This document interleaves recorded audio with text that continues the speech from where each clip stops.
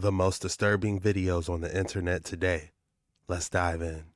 Mel Gibson was on Fox News where he was asked about the fires that happened in California.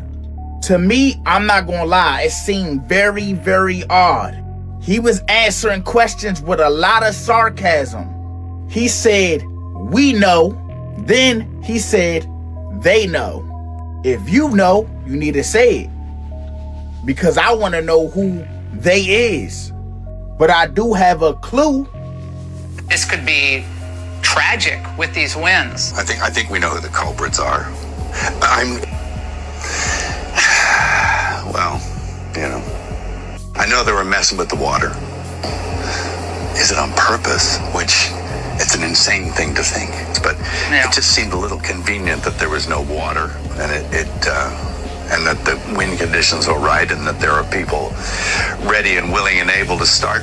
And are they commissioned to do so, or are they just acting on their own volition? I don't know. But they seem pretty well equipped, some of these people that they're... Mel Gibson. A lot about this situation really isn't adding up. This is one of the homes that survived the Pasadena wildfire, and the owner of this home also has one in the back. One of them burnt and one of them didn't. Check this shit out. I talked to the owner of this house right here in Pasadena. I talked to the owner. The owner does not have a smart meter on this house, on the front part of his house. Smart meter. There's no smart meter. The back house is the part of the house that had the smart meter, and everything in the back of his house is burnt. No smart meter. Smart meter. So I go research this shit, and then I came across this video about a retired engineer refusing to let the state install a smart meter on his home. Check this out. It's obvious Norbert Slowinski does not want Duquesne Light to install a so-called smart meter on his property. So you've essentially put a chain on your meter. Yes. The retired mechanical engineer says smart meters are dangerous. The smart meter is not Listen safe what he for the following say. reasons. Again, it emits high frequency radio waves, and you don't feel them, you don't know about them, but they penetrate your body and they can cause health problems later on. My bedroom is right next door, and it will emit high frequency waves, so I'm worried about my health and my children's health. They catch because there's very high voltage inside. You heard what he said on that last part. Who owns all of those smart meters in those areas that burn? Until then, let me know what y'all think in the comments. That's an excellent question. Literally the whole entire city is being, which has some people remembering about the Los Angeles smart city that was supposed to come. I guess back in like 2019, they signed like a bill to start building this by 2028. Essentially what they're going to do is rebuild the whole entire city to be these like futuristic utopia type housing, and the whole entire city is just going to be like extra futuristic. So you have to think, how are they going to get there? How can they just build it? They can't build it over everything that's already built. What are they going to tear it down, rebuild it? There's one very easy way. If everything just spontaneously at the same time, they would obviously have to rebuild the city and the home. So some people are saying that that might be exactly what happened. It's a conspiracy theory, so I'm not confirming this. I'm not saying like this is what's going on, but I will say that if it looks like a duck and acts like a duck, then it might. So I don't know, this might be the Los Angeles we're seeing in the future. Also, if you know, you know, this is the year of Nuketown 2025. Like, if you guys played Black Ops 2 back in the day, they literally trained us for this year. So a lot of us gamers are already thinking something crazy is gonna happen this year. This is the first month into the year.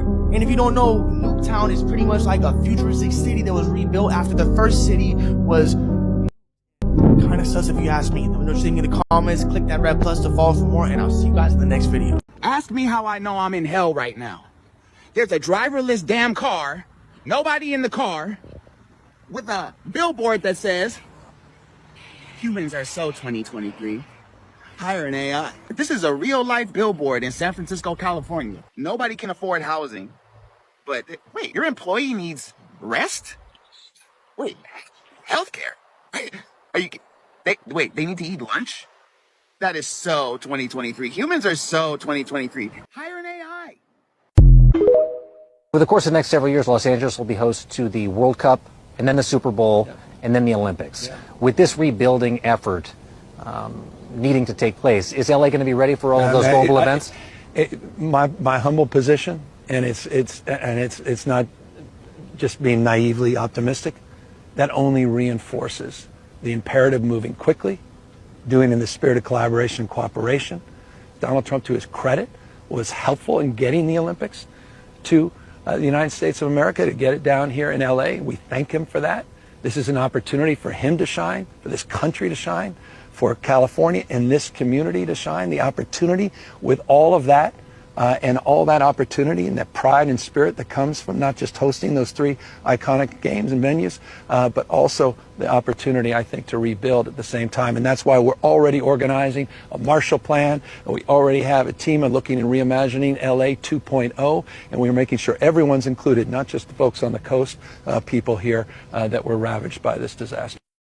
Hey, it sounds like to me they have a plan. Due to current events, I figured now would be a great time to tell you guys all about Smart LA 2028. Smart LA 2028 was a plan released in 2019 to redefine and restructure Los Angeles in time for the 2028 Olympics. Smart LA 2028 has many key points, one primarily being the transportation infrastructure to go for a car-free Olympics. Don't just take it from me, however, take it from Ted Ross, the Chief Information Officer of LA. As a 3-time United States Digital City Award winner, the City of Los Angeles has been investing in the infrastructure, the apps, and the data tools to be a globally recognized smart city. But as technology evolves, so our smart city must evolve too. That's why we have developed our Los Angeles Smart City Strategy, known as Smart LA 2028. Check it out here. Key points that they're looking to improve are infrastructure and community engagement, which may be hard since there's no community anymore. Some constraints on this project are funding and budget constraints because infrastructure is very important and very expensive. And piggybacking off that, another hurdle is the aging infrastructure. Much of LA's infrastructure, including roads, bridges, and utility grids, were built decades ago and requires significant upgrades or replacement. They're going to have to replace a lot now.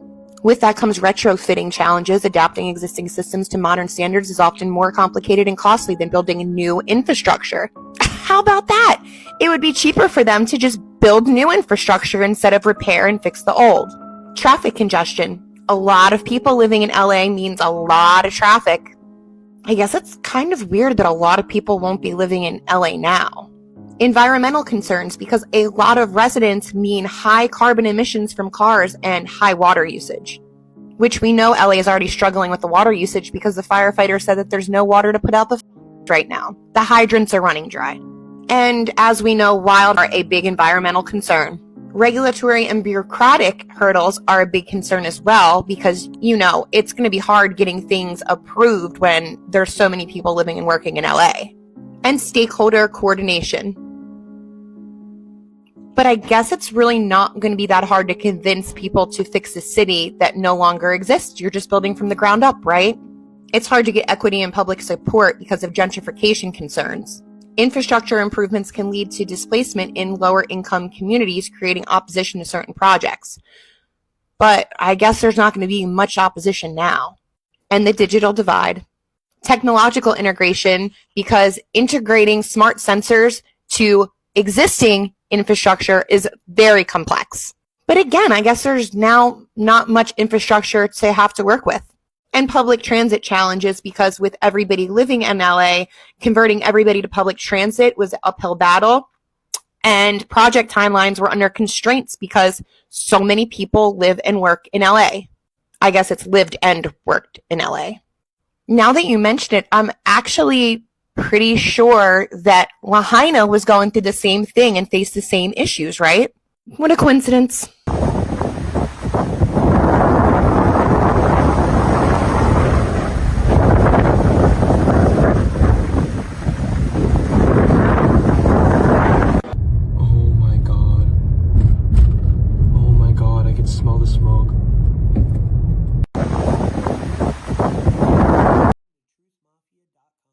This is your host, Tommy Truthful. In today's episode of the Truth Mafia podcast, we're going to discuss vampire blood, aka red mercury. It has no reflection when you hold it in a mirror, and that's due to what the mirror is made out of. Now, you see this tube that he's holding here was from 1818. They're trying to tell us that it doesn't exist. Our government has went above and beyond out of its way to suppress any information on this element, red mercury. They're saying there's no element with the name red mercury. Now, I don't believe that's true. I believe it's tied to free energy, and that's why they're suppressing the information on it. We find it in old radios. We find it in old TV sets. I just showed you it right there in a cylinder from 1818. Why are they suppressing this information? Vampire's blood, extremely interesting how it doesn't show up in a mirror and it reacts to garlic. Drop your thoughts below on that. So this goes into the glass making of the 1920s. You have cobalt, you have manganese, and you have uranium or radium glass as well. And if you think of these materials, you think of them as things to create energy or to help assist energy. Cobalt is what they use in a lot of batteries to help assist the energy of the battery. And cobalt is also the precursor of B12. So a lot of people suffering from a B12 issue, a cobalt glass can help resolve that B12 issue, because anything that you're drinking out of that is glass will have a property to it. And this is what alchemy used to do. They would take a material, infuse it into the glass, and that would allow that material or that substance to get into the body. Same with radium, which is the sun ionizing radiation. So you would get that radium into the body.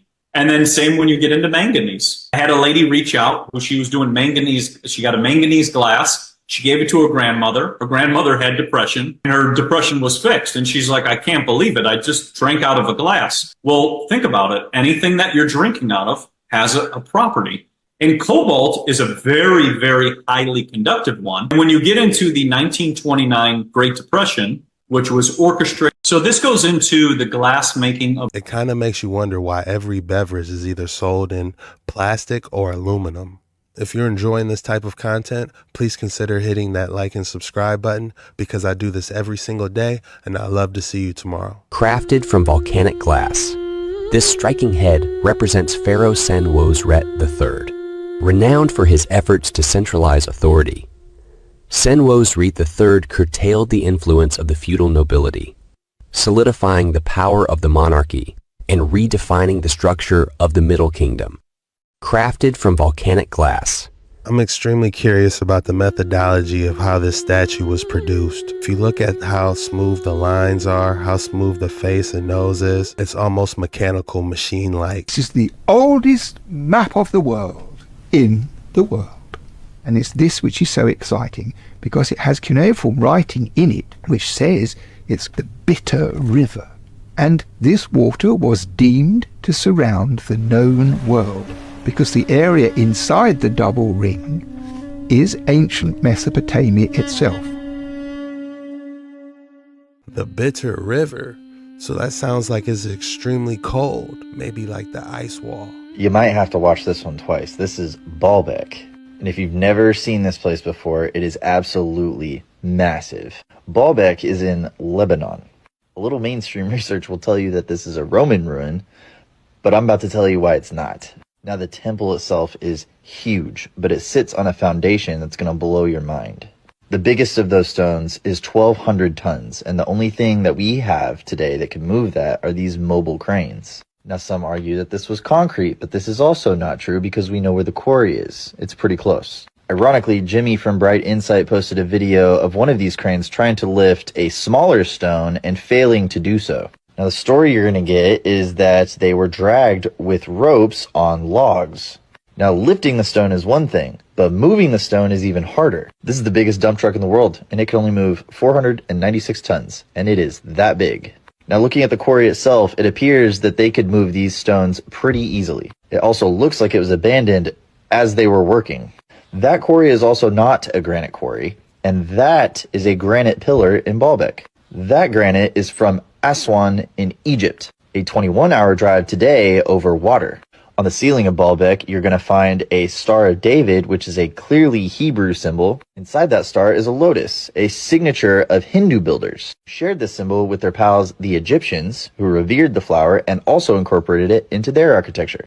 You might have to watch this one twice. They had to be masters of some type of frequency levitation, or airships could be another possible theory. The doors of these places and all of the things that you see are like 50 to 100 feet tall or 200 feet tall, you know, so someone large is walking around in these places. And when I was studying the Ebner effect, a scientist figured out in about the 2000s, he was trying to get rid of GMOs. He didn't want to have GMOs because he thought this was really silly. So he took seeds and animals and fish, and he put them in high static fields. And what he noticed was that these fish and these seeds, they went absolutely bananas. They grew to these just crazy heights. And even the fish, instead of it being a normal trout, it turned almost like the size of a salmon in real time. So if you think about it, if this infrastructure of the starfort was harnessing those static fields, which we were talking about, a very certain frequency, well, then everybody could be bigger.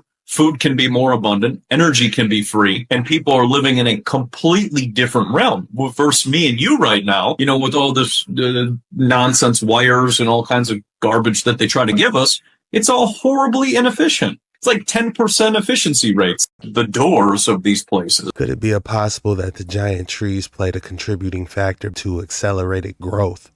Among the remarkable artifacts unearthed in Tutankhamun's tomb were several exquisite headrests. One particularly notable piece, crafted from ivory, portrays the god Shu upholding the sky, a stunning representation of ancient Egyptian mythology. While modern individuals rely on pillows to support their heads while sleeping, the ancient Egyptians used headrests. Is this truly what the Egyptians used for a pillow? That's quite disturbing. That does not look comfortable at all. Maybe it has something to do with perfect posture. I don't know.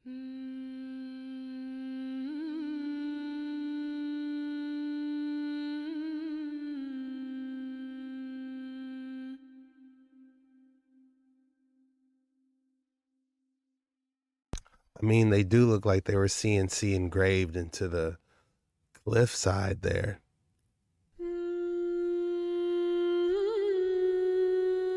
How else are people going to climb up there and get that chiseled out? This is probably the largest split I've ever had. Probably 8.5 inches by 5 inches. Look at that. Huge face. I'm going to have this at the Tucson show. The GGX booth 501. Come and see it. Happy day. What a surprise. I was not expecting that. How beautiful is that? Smithsonian Museum is covering up evidence that ancient Egyptians ventured to the Grand Canyon in North America, leaving behind hieroglyphs and mummies that have remained hidden for thousands of years. This conspiracy theory dates back to 1909, when the Arizona Gazette published stories about an explorer named G.E. Kincaid and his journey down the Colorado River. The paper reported that Kincaid discovered a cave entrance about 2,000 feet above the riverbed and decided to explore it. When I saw the chisel marks on the wall inside the entrance, I became interested, securing my gun, and went in. Kincaid reportedly told the paper. During that trip, I went back several hundred feet along the main passage till I came to the crypt in which I discovered the mummies. Kincaid described the crypt as one of the largest chambers, with walls slanting back at about a 35-degree angle. The mummies were arranged on hewn shelves, each with a small bench at its head, where copper cups and broken swords were found. Some of the mummies are covered with clay, and all are wrapped in a bark fabric, Kincaid said. He noted that all the mummies examined so far were male, leading to the belief that this section was a warrior's barracks. According to the report, Kincaid took numerous relics and shipped them to Washington. He also discovered large rooms chiseled out of the rock further inside the cave. Over 100 feet from the entrance is the cross hall, several hundred feet long, in which are found the idol, or image, of the people's god, sitting cross-legged, with a lotus flower or lily in each hand. The cast of the face is oriental, and the carving in this cavern, Kincaid reportedly said.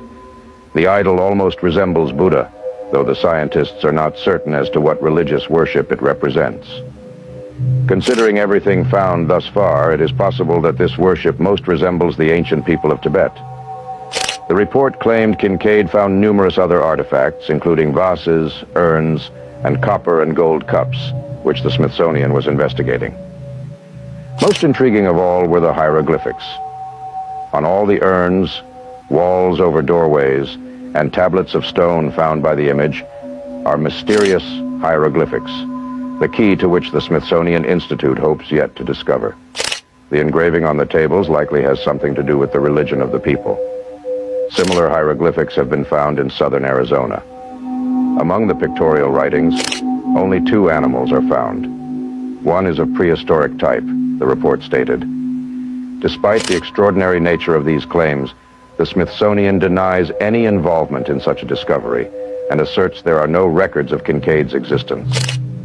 Skeptics argue that the tale was likely a hoax, similar to an 1878 story by noted hoaxer Joseph Mulhattan, who claimed Egyptian mummies were found in a Kentucky cave. And it makes you wonder why a certain part of the Grand Canyon is blocked off to public access. What is this figure doing? Holding the sword in one hand, and it looks as though it is holding some type of a device in the other hand. But look at the right side. There is another figure doing exactly the Truth Mafia. What is this figure doing? Holding the sword in one hand, and it looks as though it is holding some type of a device in the other hand. But look at the right side. There is another figure doing exactly the same thing. Why would there be 2 carvings of the same person doing the same thing? No. There are 3 differences between them. Look carefully. Can you find 3 differences between the carvings? What is this figure doing? Seemed to be some type of horn instrument, maybe to blow before battle, like a ram's horn. Produced by the vibration of their wings, they create a bubble in the ether, protecting them from any outside interference. So levitation by sound waves is a real-world effect. Do you want more proof?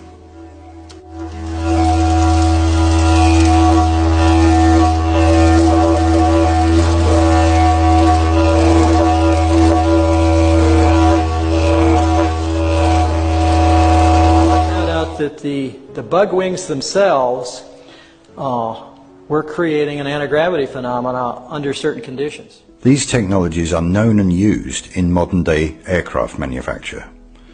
The vortexes being produced are helping the lift properties of the aircraft. This is why the engines are forward of the wings. If they were underneath the wings, then the vortex wouldn't do its job. It has to flow over and not under the wing. Next time you fly, try to listen to the hum of the engines. It changes pitch when going into and out of cruise mode.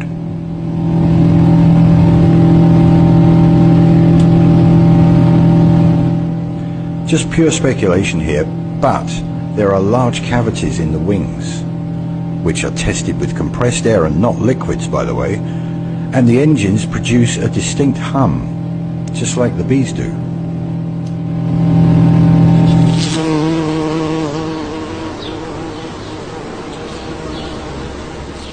So the tale of 2 victors comes to an end.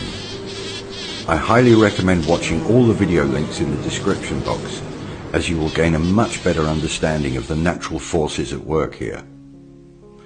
As always, this is just my own musings, and they are by no means definitive, but the scientific evidence and the observable effects definitely backs up the theory. 2 highly intelligent gentlemen that have had their research largely ignored by the mainstream scientific community, but the manufacturers are covertly using the technology to fly their planes. As per usual, it's us, the consumer, who's losing out, while these huge companies are reaping the financial benefits, produced by the vibration of their wings. So where's all the jet fuel going? How is the aircraft actually flying?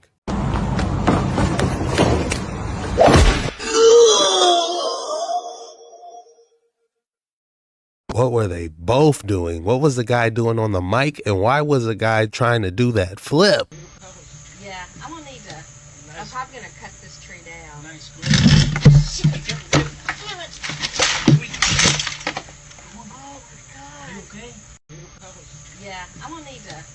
probably gonna cut this tree down. Nice.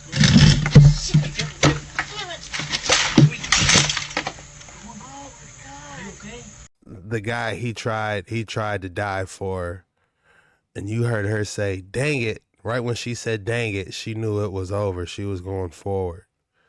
Yikes. This anti-gravity jar is at least 300 years old and is displayed at the Museum of Kanchipuram in India. It looks like it's being made of wax, but it is made completely out of clay. On the top, it has holes, but you cannot pour water through these top holes. And you can see 5 holes at the bottom, and you can pour water through these holes. Now, you can see the water disappearing, but if you put the jar in an upright position, the water does not drain through the bottom holes. This is why it is called the anti-gravity jar. Now, notice that if the jar is kept upside down, the water is also not draining through the top holes.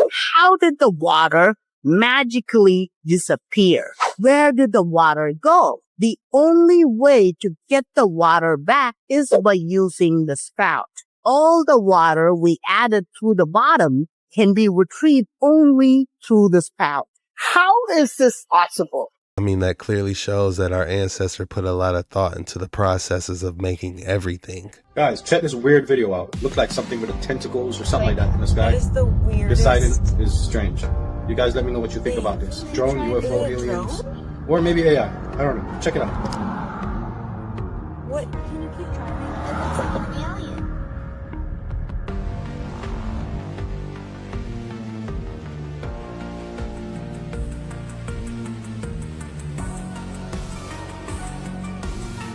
That's weird, creepy, strange. What do you guys think this is? Let me know in the comments. Peace. That had to be one of those octopus 3D kites. I was actually looking into getting one. But from far away, it does resemble some sort of phantom or Dementor from Harry Potter.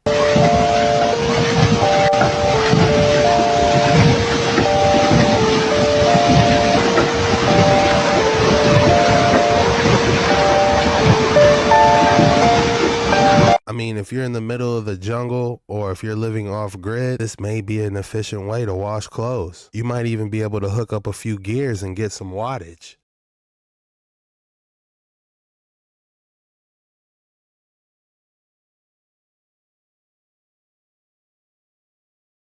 Like a real life situation, that is actually crazy to pull off the Rey Mysterio. If you made it this far and you enjoy this type of content, please consider hitting a like and subscribe button because I do this every single day and I'd love to see you tomorrow. This was the most disturbing videos on the internet today.